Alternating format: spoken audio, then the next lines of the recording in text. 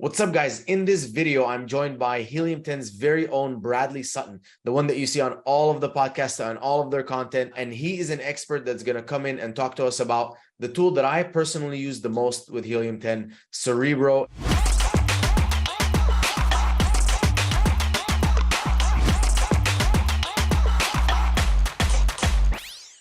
It's probably, in my opinion, the most powerful tool. Probably Bradley might disagree. I don't know. He's worked with the tools longer. But for me and my team at Trivium, we use Cerebro extensively. And I'm very excited because Bradley's going to go through how to use this tool step by step. And then all the tips and tricks, things that I haven't even seen, all of the updates they're making to Cerebro, how to use X-Ray and Cerebro at the same time. So I'm very excited. Bradley, thank you for joining us. Thank you for having me. A long time no see. So yeah, I mean, give us a quick rundown of Cerebro and how Cerebro works. And I'd love then to just jump into a screen share and go through it. Yeah. So just in general, for people who have never heard of Cerebro, if you were to ask, 1,000 Helium 10 members what their favorite tool is, I would say 950 of them probably would say Cerebro. It's my favorite tool. It's Mina's, but it's just like ridiculously powerful. And in a nutshell, the way, if you're new to Helium 10 or new to what we call a reverse ASIN tool, that's what Cerebro is. Reverse ASIN means that you enter in an ASIN or an Amazon product or a Walmart product, and then get all of the keywords where they are showing up for organically in sponsored results, and even some unique Amazon data points that no other tool is showing you, that you could see like what is relevant for a product from the viewpoint of Amazon. That's what a lot of people are always wonder about. Yeah, I know it's maybe what's relevant to the customers, but sometimes you can't even get on certain keyword results if Amazon's algorithm doesn't think you're relevant. There's a way to do that. To start, we actually can start on Amazon itself. So let me share my screen and show you guys what I mean. And I'm actually going to show you a cool tool that a lot of people don't even realize. There's kind of like a way to run a mini Cerebro actually on Amazon itself. So I'm going to show you guys that first. So right off the bat, let's just say you are on Amazon. You're not trying to do some like deep keyword research to make a listing. You're just like happen to be browsing, or you're doing product research, and you're just curious, hey, what are some of the keywords that the products on this page are ranking for? You can actually run this tool called X-Ray Keywords. And X-Ray Keywords, what it's doing right here on the Amazon page itself, it's kind of like running Cerebro in the background and taking some of the top products and then seeing what are some of the top keywords that they are ranking for. I like sorting it by the competitor rank average. Let me just hit that a couple times to get the best ones at the top here. And then now instantly I could see that, hey, these keywords here, like coffin shelf is the most important keyword. Wow. Skull bathroom decor. That might not have been one that I thought about. But if you think about it, maybe people are taking the coffin shelf, put it in their bathroom, and they put like a mini skull in there. So now all of a sudden, here's a keyword that you might have never figured out on your own. And then now you instantly see that it's relevant. Gothic accessories for women. Halloween bedroom decor. My goodness, it's August and we're already getting Halloween keywords here. But did you know about this tool? Like where you can kind of like run mini Cerebro on any Amazon page? I had no idea, and this makes my life so much easier. There we go. Yeah. So you can do that either on this search result page or on the individual product page itself. You'll be able to run X-Ray Keywords. But the traditional way of running Cerebro, and the more kind of like scientific way, is I run regular X-Ray first, like on the page, because I want to see like who are the top players in this niche. So first do like I just did, which is identify what are the main keywords are. And so for these products, it kind of makes sense that it's coffin shelf. And then let's say that my product is on here, which it is. By the way, this is our product. This is the one we did for Project X. So what you do is you select that one first. It actually matters in what order you do it for the first one. This means this is my product, the one that we're going to compare the rest to. Let's say I didn't have a product. I like picking one of the really low selling ones just to make that the product that I'm comparing everyone else to. But now that I've chosen my product, I want to choose the products that are most similar. Bradley, why are we doing the lowest selling one first if you don't have a product? Excellent question. It'll become more clear when I actually open it up in the Cerebro. The reason is because there's some metrics that we're looking at, which, like, for example, one of my most favorite metrics here is competitor rank average. And that's like of the competitor ASINs, what their average is. Now, what happens is if I'm analyzing only competitors, that first product is going to be excluded from those averages. All right. So now all of a sudden I'm not looking at the full picture, because Cerebro is designed to help you when we're doing multi-ASIN search. I mean, I could do one by one, and of course, it's going to give me the exact information. But the way that the multi-ASIN search in Cerebro is designed for, it's for people who are trying to compare their product to others. So then it excludes that first one. I'll show you, there's still a column for that first one, but I like to just look at everything together. And so that's why I would use a throwaway product here, so that that competitor rank average and the relative rank, all of that is based on the actual competitors I'm trying to look at. Now, here's just something interesting. This is just my personal preference. If I really want to go with just a very specific niche, I'm actually going to exclude products like this. This happens to be our product too. We made a super large size coffin shelf, but I'm not going to choose this one just because this is like a $60 product. And to me, it's not my direct competitor, even if it was not my product. Now, it's my product, so obviously I'm not going to select it here.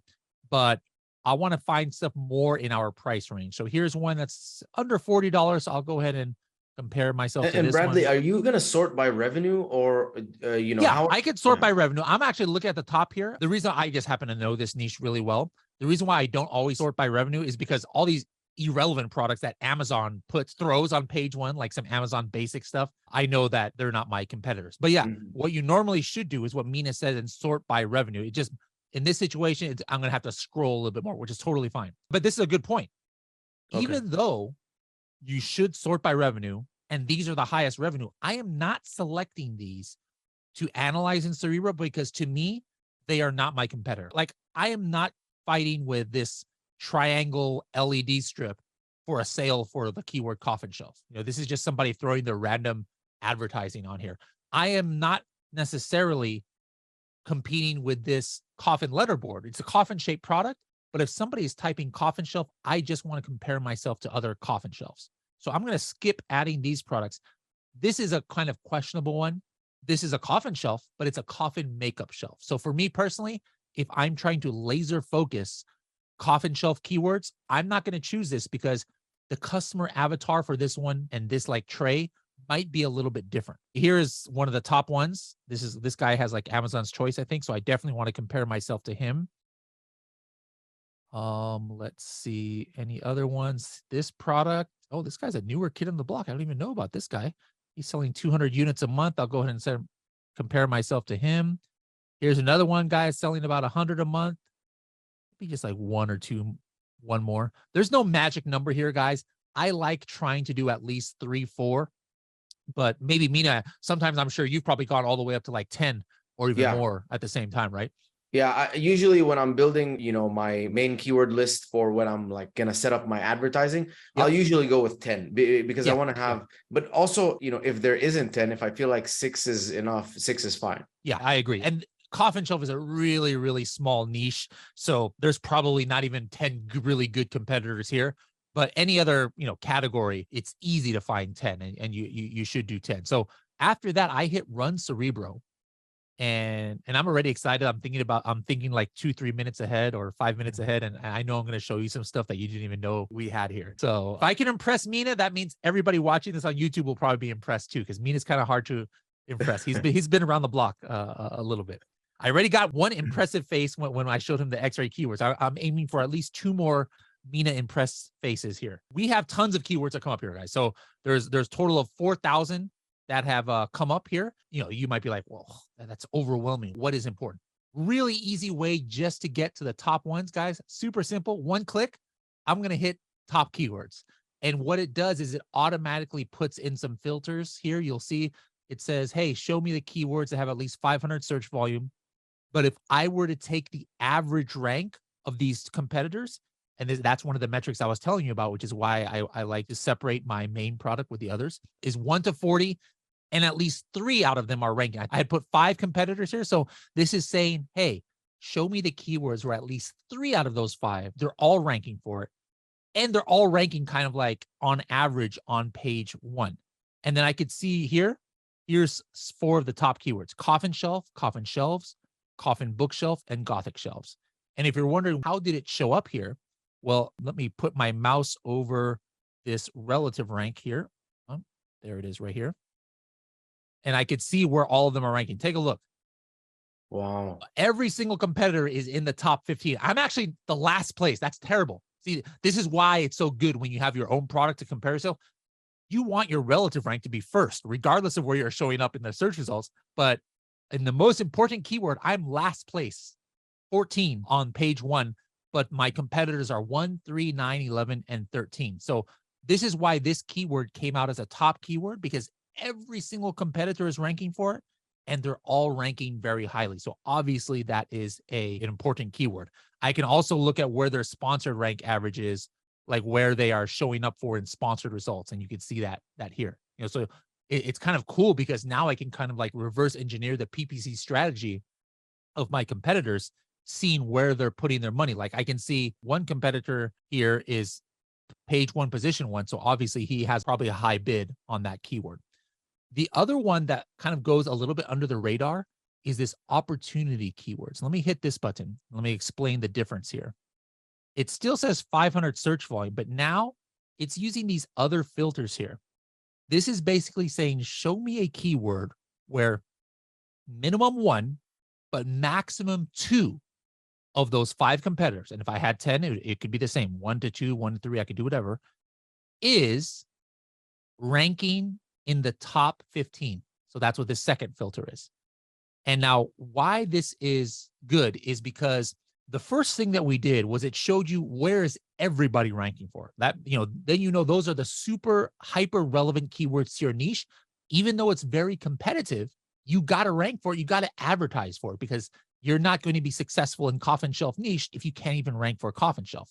But this one is going to show me some different keywords, because it's going to show me the ones where only 1 or 2 are like on the top half of page 1. So that's why we call it opportunity. Now, why do you think, Mina, I like this one? I mean, like, wouldn't somebody argue like, wait a minute, if only 2 of them are ranking high, maybe it's not so relevant. But why do you still think that I think that's a valuable keyword?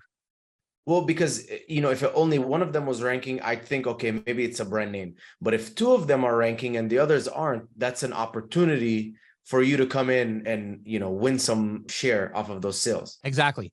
Plus 2, there's less competition when it's lower. Yeah. Like, for example, you guys saw coffin shelf, right? This is the search result. Again, I'm not trying to say this is a bad keyword. This is the most important keyword. But if somebody was searching coffin shelf and they wanted to buy a coffin shelf, that's what they had in their mind. They just see a whole bunch of the same product. There's not a high chance, like, here's my product all the way down here.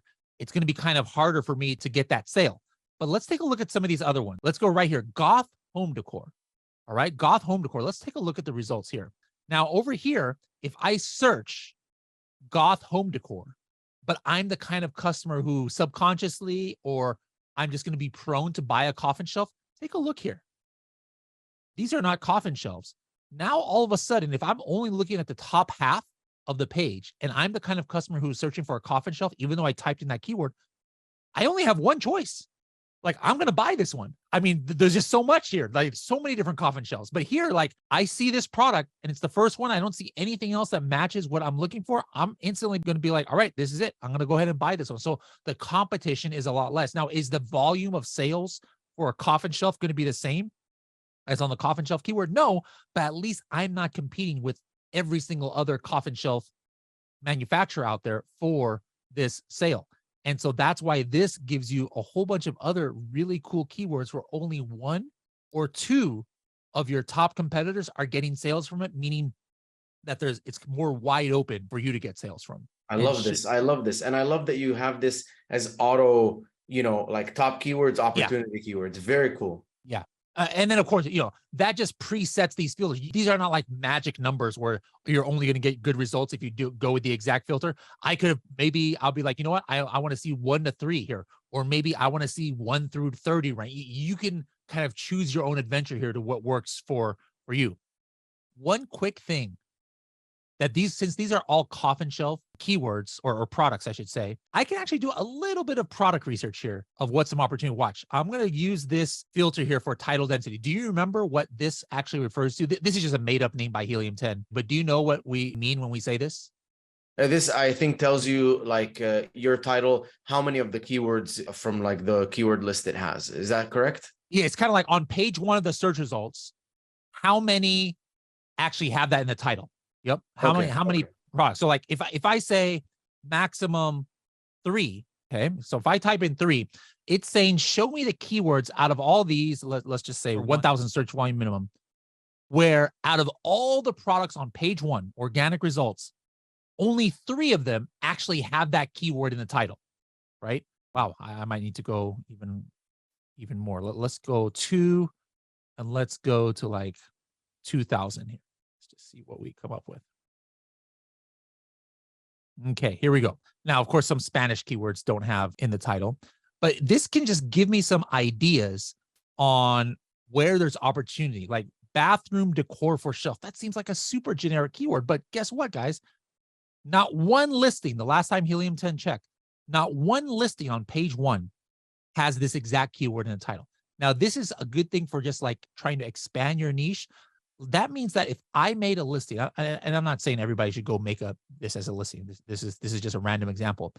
But theoretically speaking, if I am the only listing that has this exact keyword in page 1, it very well could be from the day 1 of my new listing, I could be on page 1 by itself, because Amazon really kind of like, the Amazon algorithm really looks at what's in your title to know what's hyper relevant. Halloween village set. See, does anybody actually have that? One person, one listing in all of page 1 has this keyword in their title. So that's just another kind of like side, like this is not keyword research. This is more like product research, trying to see what keywords you could potentially rank on if you had it in your title. Another cool thing, there's a lot of different, placements. Let me look on here. Customer frequently, like there's more results. Well, this one doesn't have to. Oh, here's, sponsored video, right? Sponsored video, sponsored brand ads. This page doesn't have it, but a lot of other times you'll see highly rated, right? The highly rated section, or from Amazon's choice, right? Well, in the results, I can actually see where some of these are coming from, and you can see this under match type. All right. So let's see if there's anybody else that has some like Amazon's choice, or let's see what keywords are sponsored video showing up on. Okay, there's 16 words. So now all of a sudden I know from my competitors, some of them are running sponsored video PPC ads on these keywords. Only 16 keywords out of all the 4,000 that they're ranking for, people are running sponsored video ads. That's kind of crazy when you think about it. It gives you a huge gap. Like if only 16 out of 4,000, that means that, no one's even running a video ad. If you run a basic video ad on all these other keywords, that's a lot of opportunity. Yeah. Now, it's not guaranteed that Amazon's going to show it, which is, probably there's a lot of small search volume. So maybe Amazon doesn't want to put a sponsored video, but you can at least try, and then now that you're not even going to have to bid high because none of your main competitors are advertising sponsored video ads. Here's my big thing. Halloween is coming up, right? And so obviously this coffin shelf niche, you're going to get a little bit more traction during there. Maybe I'm just coming into this niche. I'm a newer product. This is my first year I'm doing Halloween. I can do show historical trend, and then I can kind of see at the exact level of each of these competitors what they did. Let me see how he was doing last year. Take a look at this. I clicked on this one ASIN, and I could see month by month for the last 2 years how his keyword reach has been. So I could see that, look at this, in just last month, he was ranking for 800 keywords, and he was only advertising for 82. So probably 82 keywords. He's not even running auto campaigns. I could almost reverse engineer his entire PPC strategy. But then look what happened during Q4 last year, October, or starting with September, October, November, he was ranking for tons of keywords. And it looks like this competitor really raised his PPC spend. Now watch this. This is what I hope will blow Mina's mind and will blow your guys' mind too. I can click this. Let's click November, and I'm going to hit apply filters, right? Now I am looking at just this, guys. We are looking at that one product, this one right here. I'm looking at what Cerebro was like for them in November of 2022. Where were they ranking? Where were they getting their sales from? So like, for example, let me go to their listing. Where did that guy go? Here. See, he's Amazon's choice. Let me click on his sponsored ad to charge him $1 really quick, since he's my competitor. Guys, if you're looking at our coffin shelf, please don't click on our sponsored ads. All right. It hurts my metrics. We're not going to maybe be able to make PPC Academy videos with Project X. My A cost will go really high. But I like looking at their BSR history. It's going to show up here.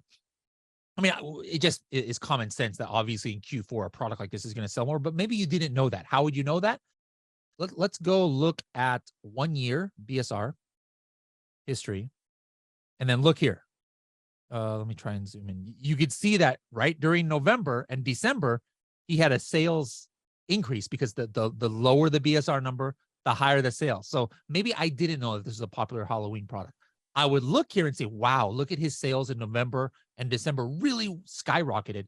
So I would be curious, why did his sales skyrocket apart from just search volume increase? And then, so what I would do is I would like compare September and August, his Cerebro for then, and look at where did he increase in keyword ranking? Where did he start showing up in sponsored results at the top? And now I can tie that directly to his sales increase. So now me, if this is my first Halloween, I know the keywords that I need to increase my organic rank or PPC rank in order to have a successful, Halloween sales. But you didn't know about that one, Mina, did you? No, I didn't. And now I know exactly what I'm gonna do, with this. This is amazing, man. This is really, really cool stuff. Yeah, I think you definitely won. You have a bunch of impressed Mina faces, top keywords, opportunity keywords, all that stuff. There's actually one thing that I'm curious to learn more about, which is the brand analytics. I think there's, there's a couple columns you guys added. I would love for you to speak a little bit more on that, because I think that's also something that's super valuable. Yeah. So what I just showed you guys, by the way, I think this is opening up to Diamond members. And another thing that's open to Diamond members is you can see the brand analytics information. So for example, this is kind of like, it's really good to see, so you can kind of see the strength of the market. Let's go back to top keywords so that we know that these are the really important ones. All right. So coffin shelf here, right? I could see that the total click share right up without even clicking anything is 41.8%, meaning that the top 3 clicked products, if I take their percentage of overall clicks that people got from this keyword, that it takes up 41%. So if I see a big number like that, I'm like, wow, the top 3 products are kind of dominating. Let me see if there's another example here. Here's another one. Gothic decor, though, only 10%. That means it's a little bit more wide open, perhaps. Like the top 3 click ones only add up to 10%. That means everybody else is probably like at 1 or 2%. So instantly, just by looking at this, I kind of have an idea about how the products are dominating. Like I know coffin shelf is kind of like, the rich get richer. The top 3 products are really dominating, and same thing for coffin bookshelf. But then here, Gothic decor is a keyword where it's kind of wide open. Maybe I don't need to be ranked in the top 10 to get sales. Now I can actually dive in here without having to go to brand analytics, and I can actually start seeing who were the top ones. So for example, let me look. I like looking by week. So let's go from maybe all of June. Let's just take a look at what was going on in June. If I put my mouse over different weeks, it shows here at the bottom who were the top clicked ASINs. All right. So I kind of have a visual of them and what the click percentage was. Like, look, one of the weeks, our product was the number 1 with 15% of the clicks. Right. But then later on, this other guy who now has Amazon's Choice, he took over first place. And this is organic only, right? No, this is just 100% based on what brand analytics considers a sale. So theoretically speaking, I'm actually doing a webinar with Amazon soon to explain. I'm asking them all the questions about what's the difference between search query performance and brand analytics and things like that. But Amazon, I believe, in brand analytics is also counting sponsored clicks as well in some situations. Okay. So overall, just think overall, if somebody searches for a keyword and there's this many people click on it, this is the percentage of that click. And now here's where some of the gold comes in. This is just directly 100% from brand analytics. Now, you might not have these fancy graphs in brand analytics. So maybe this, you can consider this an improvement, but there's nothing here that's different than what you see in brand analytics. Here's where we kind of take it to the next level. And I think we might find something interesting here. Let me go here to the right. In this view, we are now combining brand analytics data with Helium 10 data to get interesting output. Take a look here. Let me see if I can find something super cool. Here we go. Right? Take a look at this month. In May of 2023, here is a top click ASIN. Here's my product, right? I was the number 3 clicked, but my organic rank was only 8, right? And in this situation, it's kind of like, well, how can you be the number 1 clicked when the top 3 clicked? Well, look at my sponsored rank average. This is the Helium 10 information. This is the Amazon information. So sometimes you're going to see something like this, where they're the organic number 2 and their sponsored rank average is 38 for that month in April. So now you know that most of his sales, the reason why he became the top click is because he had a very high organic rank. But the fact that myself and this other product can have a relatively low organic rank and still be one of the top 2 click, now it just means that you don't have to try and bend over backwards or do crazy things in order to be one of the top 3 click. If you're in the top 15, you can still be one of the top 3 click. And I can see that, hey, I probably got top 3 click because in this month, I was number 1 in sponsored ads. Now, what you might see in other keywords, it might be completely different. The top 3 clicked, it might be their organic rank was top 3 and their sponsored rank was top 3. So now, man, you got to spend a lot of money to play here.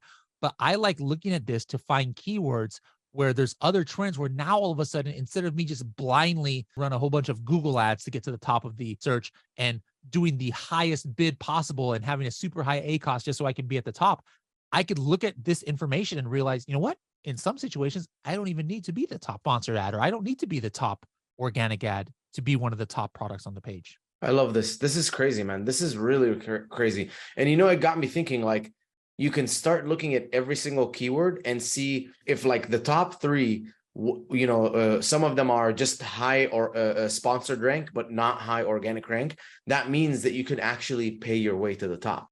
But Exactly. if you notice, like the top 3 is just all of them have high organic rank, you might not have an opportunity. The only way to win that keyword is to have a high organic rank. And now that we know that search, find, buy is dead, you're going to have to do it the hard way. Bradley, this was incredible, man. I know that you put out a ton of content. Can you let us know, like, where can people find you? Where can they consume more content like this? Because this was insane. Awesome. Yeah, I do once a month, like just a strategy podcast where it's just about strategies like this. So obviously subscribe to Serious Sellers Podcast. You'll be coming up in a few weeks back on there as well. Vince was just on there a couple months ago, but I always invite, guests, and I do my own episodes for that. And then of course, our Helium 10 YouTube channel, I put out a lot of training videos as well. So just type in Helium 10 in YouTube and you can find us there too. I love it. And Bradley, we're definitely going to have you back for more content like this. Guys, comment below what you want me to, have Bradley show us, and I'll bring him back on the channel. Peace.